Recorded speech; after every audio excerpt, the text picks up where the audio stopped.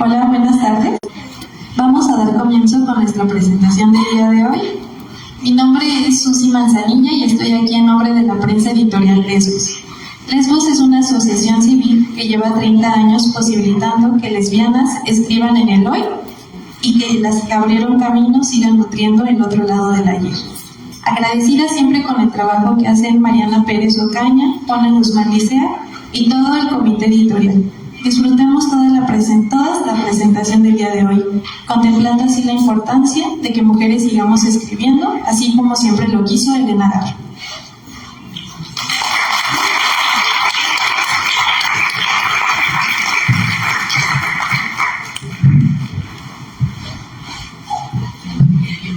Ya voy yo. Bueno, yo soy Rosa María Mejía, la que escribió el libro. Muchísimas gracias por estar aquí hoy, de veras se los agradezco. Le agradezco muchísimo a la prensa editorial Lesbos y le agradezco muchísimo al Centro Cultural Elena Garro por abrirnos este espacio tan querido. Las presentadoras son todas. El micrófono.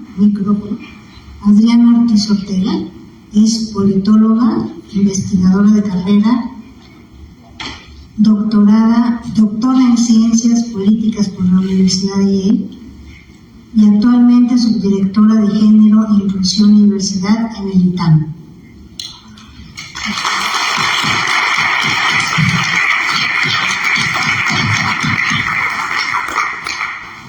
No será muy alto, pero vamos a hacer más alta. Muchas gracias, Rosa María.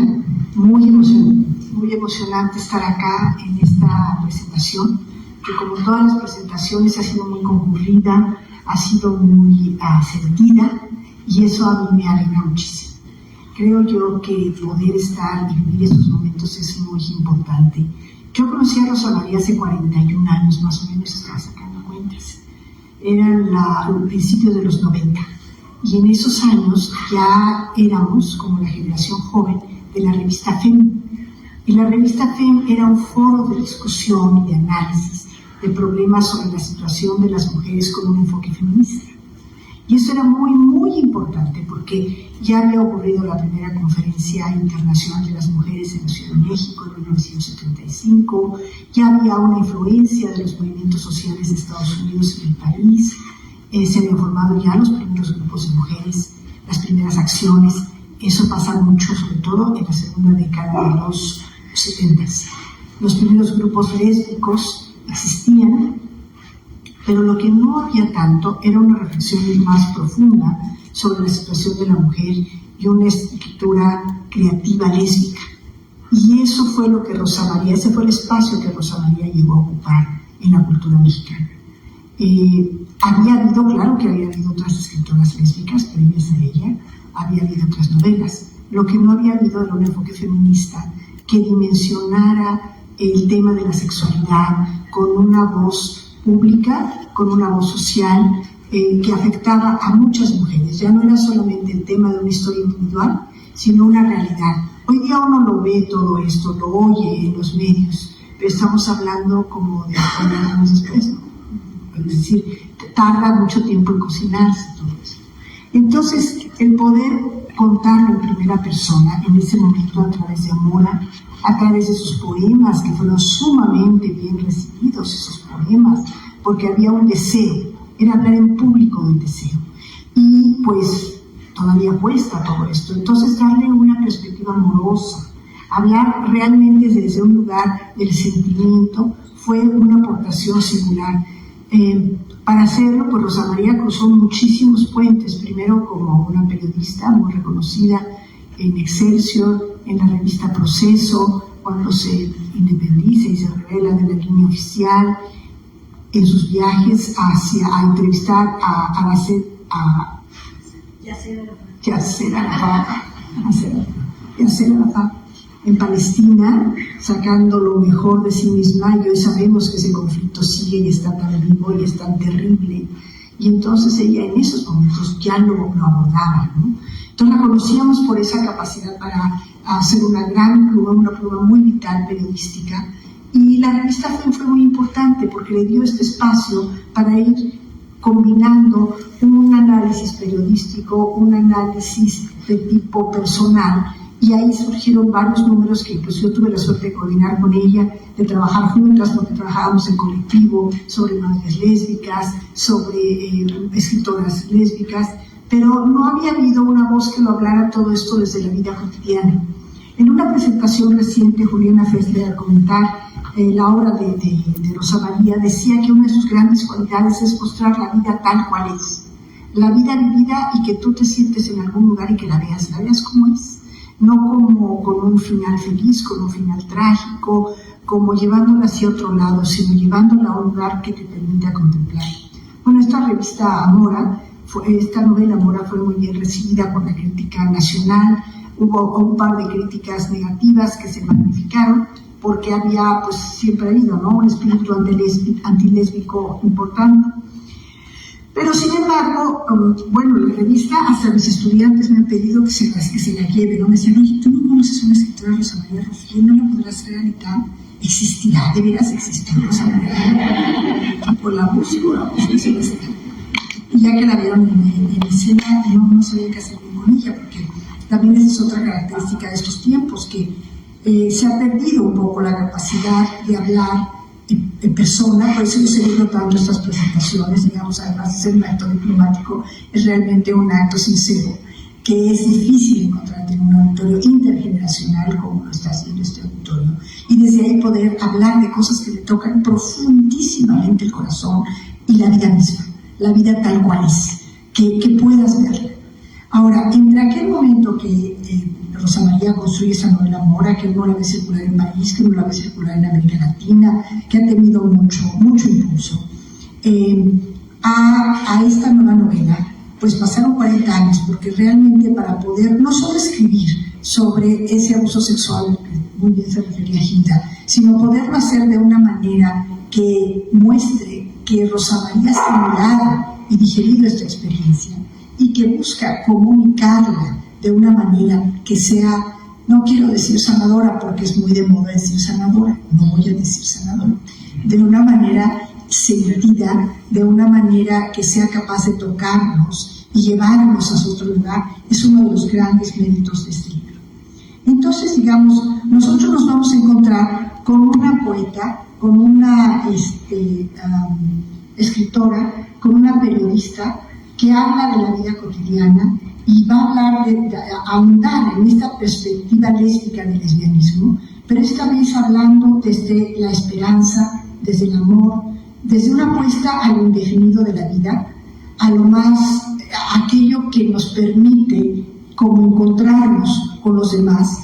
Este libro es importante, por supuesto para un público feminista, pero sobre todo en ese espíritu feminista más profundo, es decir, apostándole a la transformación de la sociedad. Yo traje un ejemplar del otro lado del ayer para que lo firme, porque se me fue desde la última presentación y no lo firmó. Espero que muchos de ustedes lo quieran y puedan tener su firma. Muchas gracias.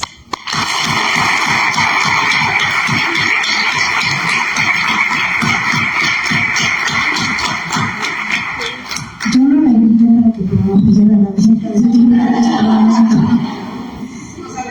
pero bueno. Bueno, ahora sigue María Elena Olivera. Es licenciada en Ciencias de la Comunicación, maestra en Literatura Mexicana y doctora en Humanidades. Labora en el Centro de Investigaciones Interdisciplinarias en Ciencias y Humanidades de la UNAM, y además es autora de un libro increíble que se llama Entre Amoras, que es resultado de una investigación de esta muy profunda de la presencia de las lesbianas en la literatura mexicana.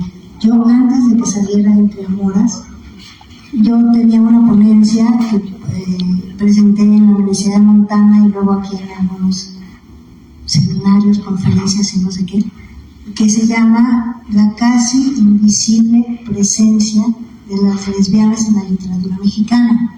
Pero de repente sale María Elena, que hablamos mucho para este libro, con esta maravilla de libro que se llama Entre Amoras, que es verdaderamente una investigación que uno le agradece. Gracias, María Elena. Micrófono para ti.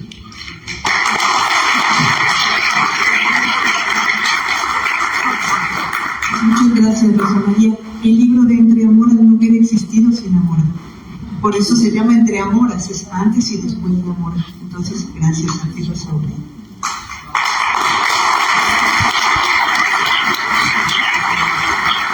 Bueno, pues también gracias por estar aquí presentando este libro. Queremos que lo compren, que lo lean, es necesario, que transmitan también ustedes la existencia de este libro y la importancia que tiene. Les voy a leer a ver si los convenzo y las convenzo un poco más. Me dijo que había querido que la historia del otro lado del ayer fuera equilibrada, que no se le diera mayor peso a los momentos indeseados. Y sí, la manera de narrar de Rosa María es equilibrada. Un poco de los recuerdos de María, la protagonista de la novela, en Veracruz, las añoradas costumbres, el cariño y las enseñanzas de las abuelas, los juegos infantiles también en la Ciudad de México, la independización de la familia, la construcción de otra familia con las amigas, los amores, o mejor, las amoras. En fin, lo desequilibrado está en la iniquidad social, en la perversión de personas adultas que abusan de menores. Debió haber sido una gran labor de escritura y reescritura de Rosa María para evitar que la historia se cargara hacia una sola perspectiva de la vida de María, que más allá de lo narrado tiene un peso enorme. También lo escribo y reescribo, tejo, destejo y retejo, porque Rosa María me pidió que hoy leyera el texto de la presentación que le hice en una ocasión anterior, pero cada lectura del libro y cada momento son distintos. Lo adapto, le dije, y me puse a retejer y a remendar.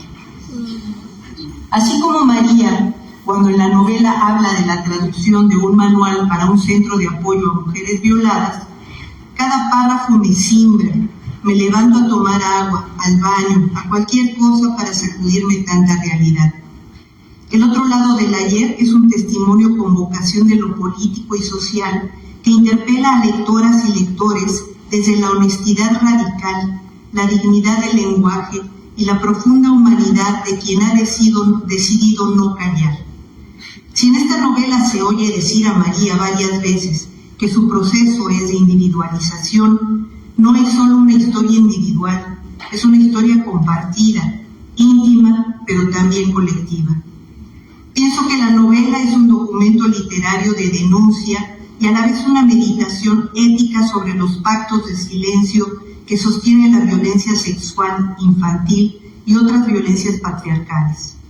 La novela interpela desde lo literario el mandato cultural que calla, minimiza o encubre la agresión cuando el perpetrador forma parte del círculo íntimo.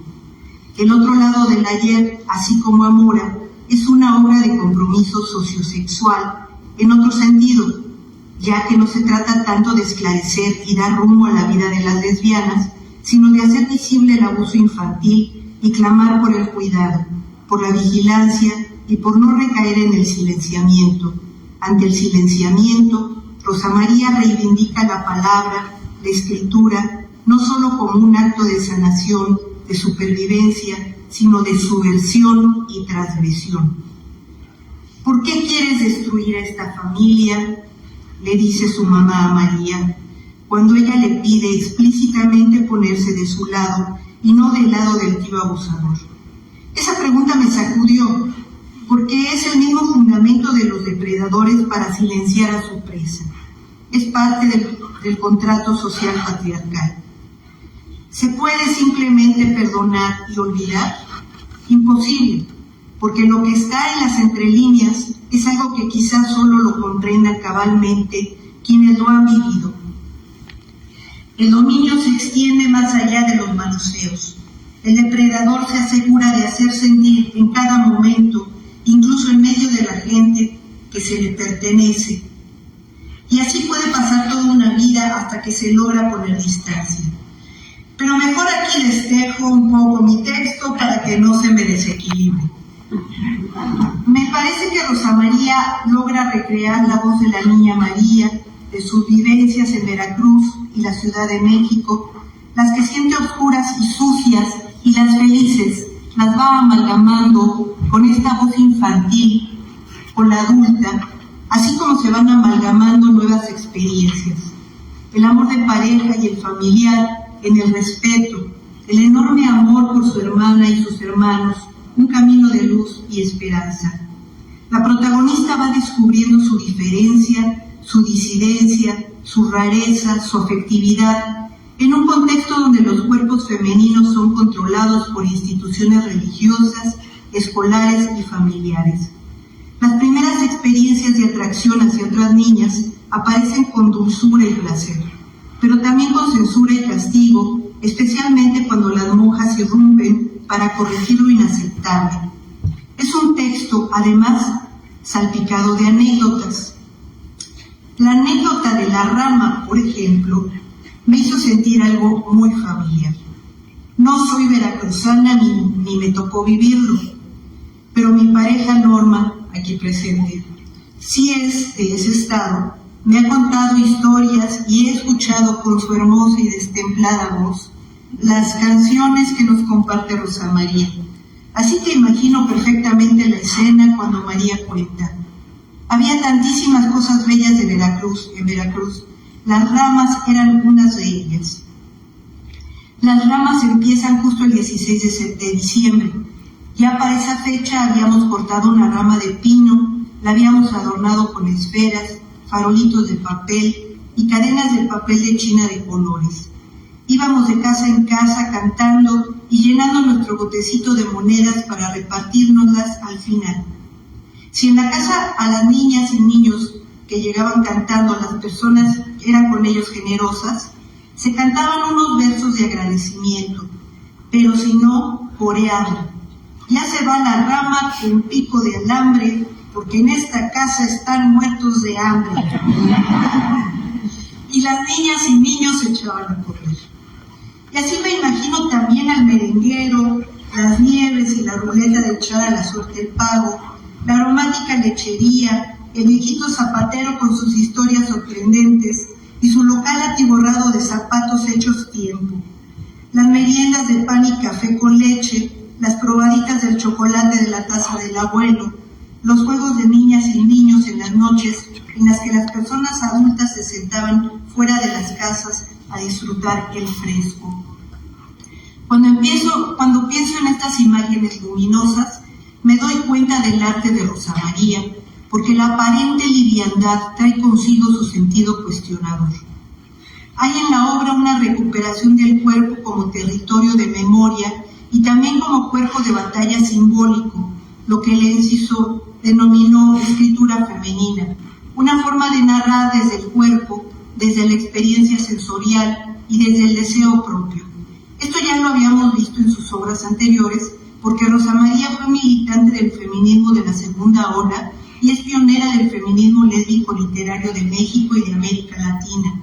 Como en su novela Amora, las conversaciones grupales entre amigas son reflexivas, entrañables y muy logradas. La autora se inscribe en la genealogía de la escritura feminista con la elaboración literaria de su testimonio, a la que podríamos llamar, quizá, una autobiografía novelada con una voz honesta y valiente. El eje que recorre la novela y la vida de María es el abuso sexual.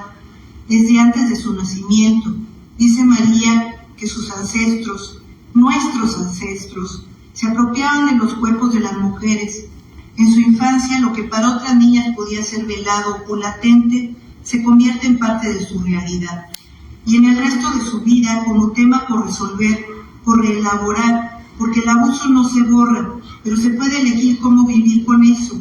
¿Qué se hace con esa parte de la vida?, le dice Sara, su amiga, a María.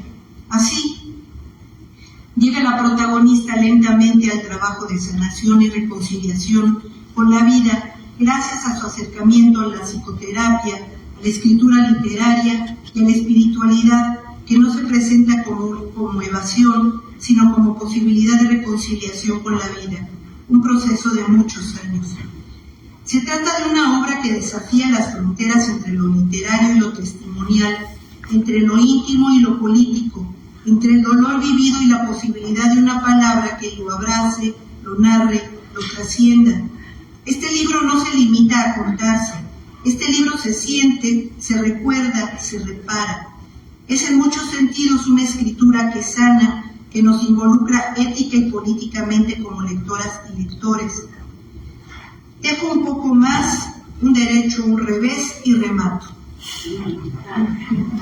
Como lectora me descubro acompañada, interpelada, convocada a revisar mi propia historia, mis propios silencios, mis propias memorias. Te reitero mi agradecimiento, querida Rosa María, porque en tiempos donde aún se silencia la violencia, decir, escribir, leer y escuchar son actos radicales de ternura y de lucha. Gracias.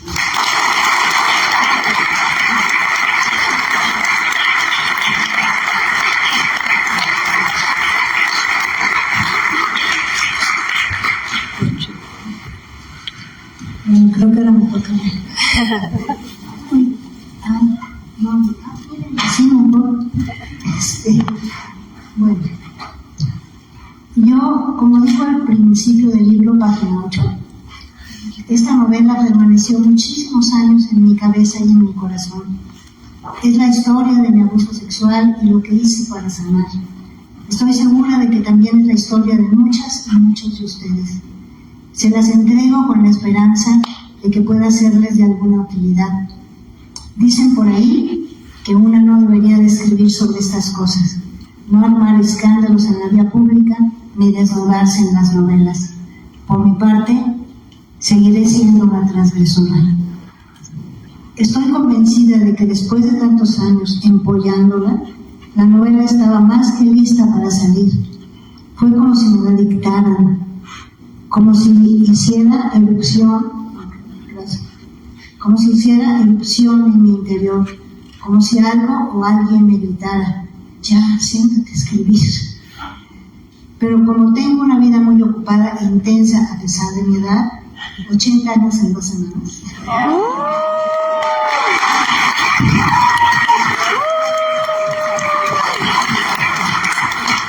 Nunca he podido levantarme a las 4 de la mañana y escribir 3 horas de corridito como las y los grandes escritores. Yo lo hago a ratos, entre traducciones, preparación de clases, idas al súper y al banco. Lo hago sobre las piernas, en papelitos que luego no encuentro, en cuadernos que luego no me acuerdo dónde dejé. Y me voy a permitir hacer un poco de historia para contextualizar el otro lado del ayer. En realidad, esto de ser escritora comenzó en la década de 1980, una década de importantes revelaciones para mí. En 1981, la poesía me tomó por sorpresa. Mi primer poema fue ni más ni menos que Gioconda, dedicado a mi vulva, bueno, y a la vulva de todas las mujeres, claro. Dice: una transgresión mayor, un escándalo. Claro, nadie me lo quiso publicar, hasta que unos años después la revista FEM lo acogió en su regazo y lo publicó en 1983 con el título Más que amigas. Por cierto, este poema ha sido grabado, leído en radio, televisión, en foros culturales, usado en talleres de sexualidad y autoestima, o sea que la conciencia de la raza humana sí evoluciona, aunque a veces lo dudemos. En esa misma década leí la trilogía autobiográfica de Simone de Beauvoir, Memorias de una joven formal, La plenitud de la vida y la fuerza de las cosas. No sé por qué extraño embrujo, pero la lectura de esos libros empezó a revelarme que yo podía ser escritora. Me aterré, cerré el último libro y traté de olvidarme del asunto. Escribir es una responsabilidad mayor. Lo que queda plasmado en el papel puede resultar determinante, para bien o para mal, en la vida de otros seres humanos. Mientras tanto, en aquella década ochentera, los poemas seguían llegando, junto con invitaciones para leerlos en el radio, en foros culturales y diversos. Y se referían a mí como la poeta Rosa María Rufiel, y yo volteaba para ver de quién estaban hablando, porque yo no me sentía poeta, se los juro. Para mi sorpresa, todos mis poemas eran sobre la mujer y el amor entre mujeres. Y cuando no me quedó más remedio que aceptar que a lo mejor sí era yo escritora, reflexioné y me dije, a ver, 1 más 1 son 2. Soy feminista y existe la posibilidad de ser escritora. Entonces decidí que quería escribir textos que ayudaran, aunque fuera un poquitito, a que las mujeres cobraran conciencia respecto a 1000 cosas que ya vivían en su cotidianidad, otras que les gustaría vivir y otras más que quisieran no estar viviendo.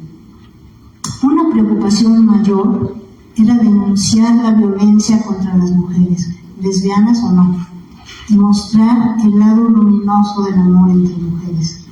Después de siglos, y no estoy exagerando, de estarnos acribillando con imágenes grotescas de las lesbianas como desviadas, traidoras, adictas, machorras, pecadoras, malas hijas, malas madres y hasta asesinas salimos por ahí.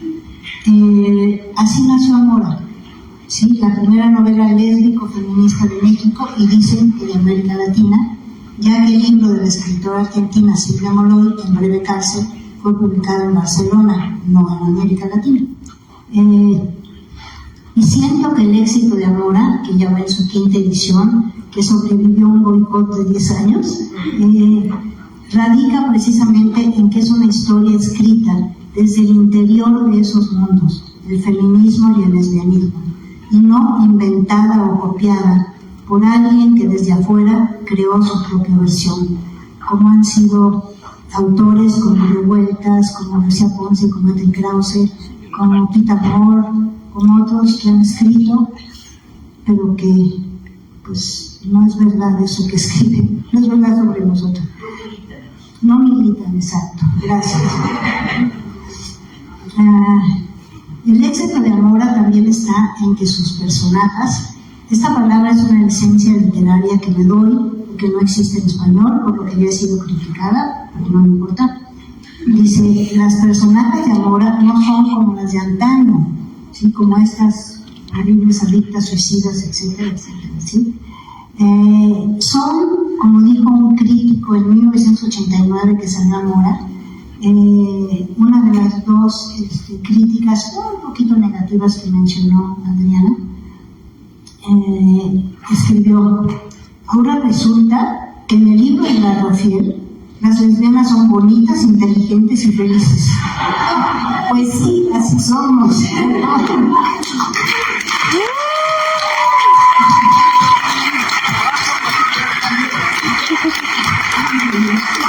Bueno, la mayoría, porque también las otras existen, no hay que ser idealistas.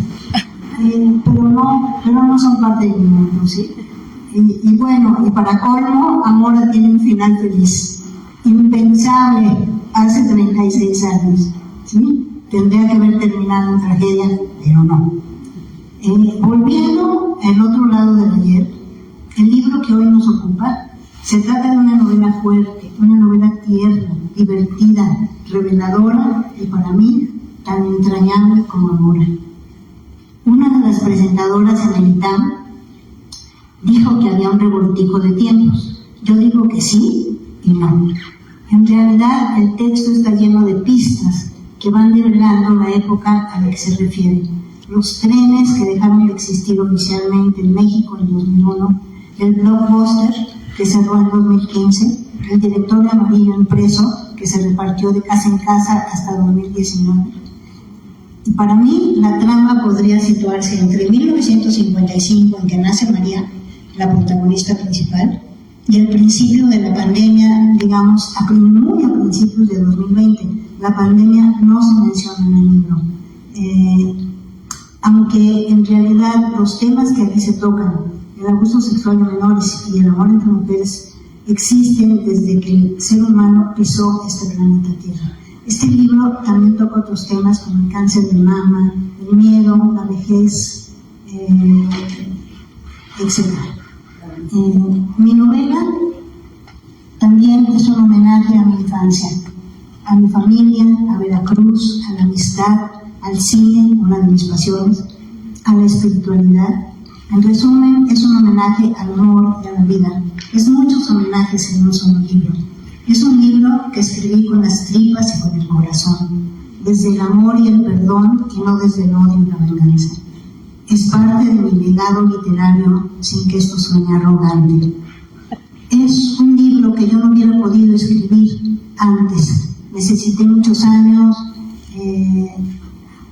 para poder alcanzar esta madurez espiritual, madurez emocional, que me permitió escribirlo ya desde otro lugar completamente diferente, de distancia, pero también de entrega. No sé si estoy siendo clara.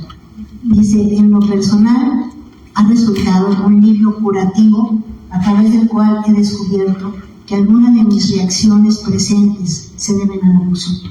Esto me ha permitido reparar algunas de esas conductas y patrones cuyo origen yo no comprendía antes. Pero quizás el descubrimiento o la revelación o la confirmación más importante de mi historia es que no somos lo que nos pasa, sino lo que hacemos con aquello que nos pasa. Muchas gracias.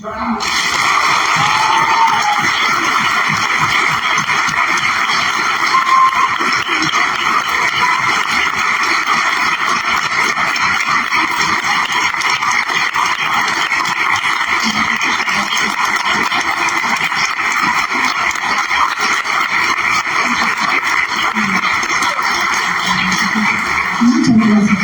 Se ve que la mayoría son amigos. No, muchísimas gracias. Pues creo que ahora nos bajamos de aquí y platicamos, o yo no sé qué sí. Este es mío, me voy a antes de que alguien pase. Muchas, Ah, de veras. Bueno, igual no. No, de verdad, muchísimas gracias. No tienen que comprar el libro, pero supongo que después de estas 4 presentaciones ya se picaron, ¿no? Lo digo. Sí. Ok. Sí, yo me voy a mover de aquí. Porque siempre